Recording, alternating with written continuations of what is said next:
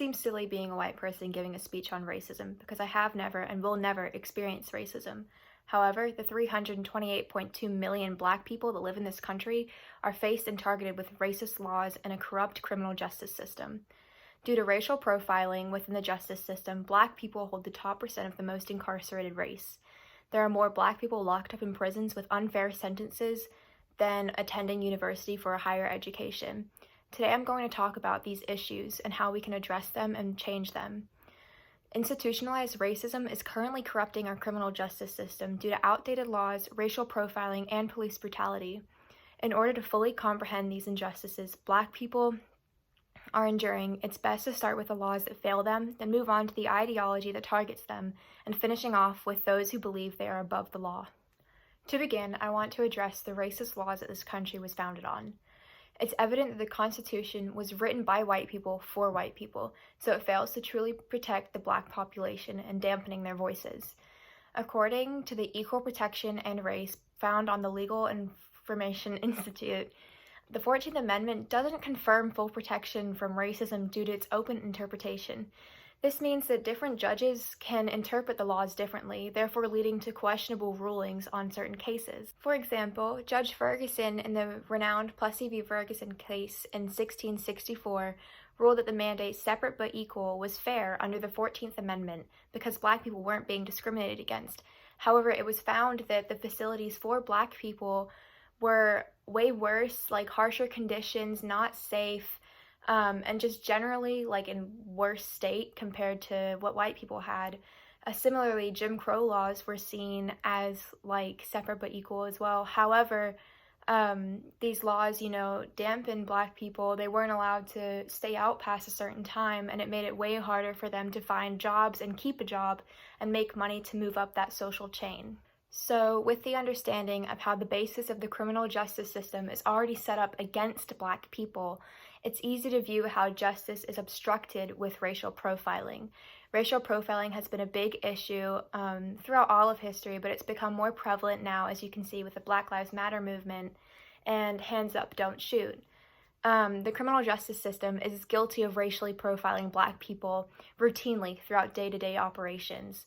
In the Lyons v. Los Angeles case in 1967, Adolph Lyons was racially profiled at a police stop for like a traffic code violation, and he was actually arrested, and while he was being arrested, he was placed into a chokehold similar to George Floyd in 2020. Luckily, Mr. Lyons did not pass away. However, he did it resulted in damage to his larynx. So he sued the city of Los Angeles, and I don't believe he won. So that's one example of how, racial profiling and how police act towards a white person versus a black person, as you can see with arrests being done with white people compared to people like Mr. Lyons or George Floyd. It's way more violent and aggressive. Police brutality goes hand in hand with racial profiling in most cases because, as seen, especially within 2020, even like the last couple of years as the Black Lives Matter movement has grown, it's seen that police are way more violent and aggressive towards black people when being arrested or even just like talking to them compared to white people. According to the police brutality in the United States, found on Britannica,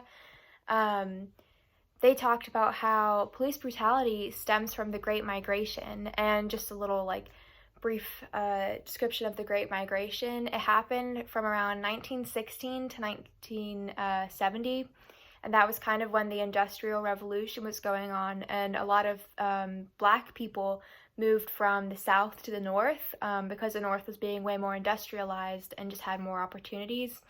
Also, it's just been kind of historically known that the south is a tad more racist than the north.